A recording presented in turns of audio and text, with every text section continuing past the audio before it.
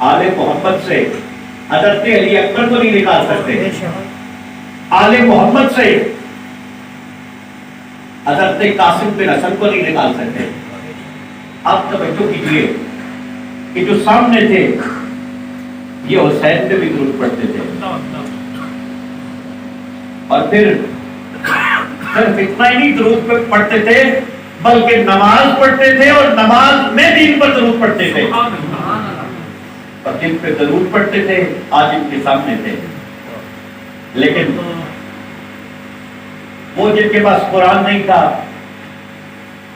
وہ جو لا الہ الا اللہ تو پڑھتے تھے، محمد رسول اللہ نہیں پڑھتے تھے، انہوں نے تو جب یہ چہرے دیکھے تو جان لیا کوئی عام نہیں ہے، تو شکست مان لی۔ اور یہ جو درود پڑھنے والے تھے، نماز پڑھنے والے تھے، تلاوت کرنے والے تھے، امام صاحب پہ سجانے والے تھے، داڑھی رکھے ہوئے تھے، ان کے سامنے جب یہ نفوس قدسی آئے تو ان کو خبر نہ ہوئی کہ سامنے کون ہے۔ تیر چلاتے رہے ان پر جن پر درود پڑھنا تھا، تلواریں چلاتے رہے ان پر جن پر درود پڑھنا تھا، خنجر چلاتے رہے ان پر جن پر درود پڑھنا تھا، گلے کاٹتے رہے ان کے جن پر درود پڑھنا تھا، اور گھوڑے دوڑاتے رہے ان کے اجساد پہ جن پہ درود پڑھنا تھا، اور خیموں کو آگ لگاتے رہے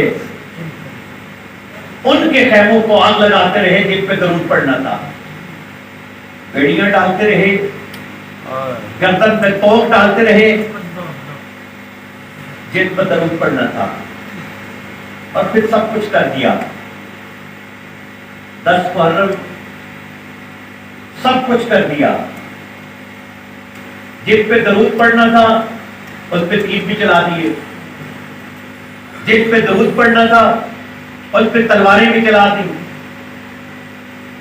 جن پہ درود پڑھنا تھا ان کے گلے بھی کاٹ دیے، جن پہ درود پڑھنا تھا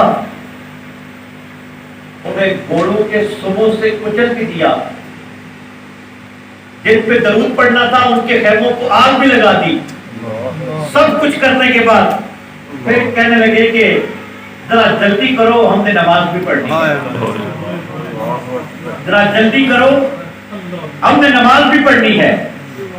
تو اب سوال ہے کہ جب 10 محرم دن گزر گیا، تیر چلائے جا چکے، گردنیں کاٹی جا چکی، آگ لگائی جا چکی، خیمے جلائے جا چکے،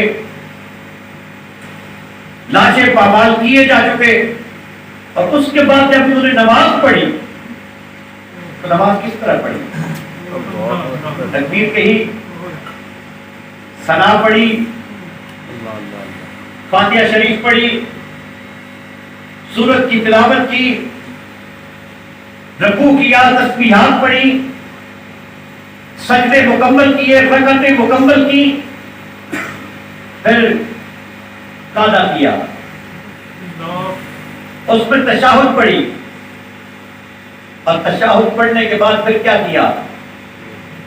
اللہم صلی علی محمد وعلی آل محمد، اللہم صلی علی محمد وعلی آل محمد۔ اب سوال یہ تھا کہ کس پہ درود بھیج رہے تھے؟ وہ جن پہ تیر چلائے تھے کس پہ درود پڑھ رہے تھے؟ وہ جن کی گردنیں کاٹی تھی کس پہ درود پڑھ رہے تھے؟ وہ جن کے لاشوں پہ گھوڑے دوڑائے تھے کس پہ درود پڑھ رہے تھے؟ وہ جن کے خیموں کو آگ لگائی تھی کس پہ درود پڑھ رہے تھے؟ جن کے پاؤں میں بیڑیاں ڈالی تھی، جن کے گردن میں توپ ڈالے تھے، لیکن اس بات کو یہی کر رہے تھے۔ بات تو ان کی عظمت کی ہے، بات تو ان کی شان کی ہے۔ امام شافعی رحمۃ اللہ علیہ نے جب یہ منظر دیکھا عالم تصور میں کہ تیر بھی چلائے ہیں، تلواریں بھی چلائی ہیں، گردنیں بھی کاٹی ہیں، گھوڑے بھی دوڑائے ہیں، خیمے بھی جلائے ہیں، قیدی بھی بنایا ہے، لیکن اب درود بھی پڑھ رہے ہیں۔ تو پھر حضرت امام شافعی سمجھے کہ یہ درود والوں کا مقام کیا ہے، اور آپ نے کہا کہ کفاکم من عظیم القدر انکم، وہ جن کی گردنیں کاٹی جا چکی تھی امام شافعی ان کا ذکر کرتے ہیں، وہ جن کی لاشوں پہ گھوڑے دوڑائے جا چکے تھے ان کا ذکر کرتے ہیں۔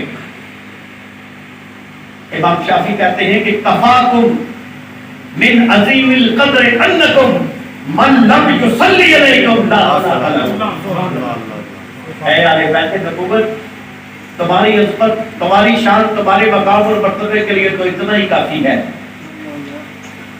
کہ تمہارا دشمن بھی اگر اس نے کلمہ پڑھنا ہے تو اس نے تمہاری عظمت کو سلام ضرور کرنا ہے۔ اللہم صلی علی محمد وعلی آل محمد۔ اللہ نے گرامی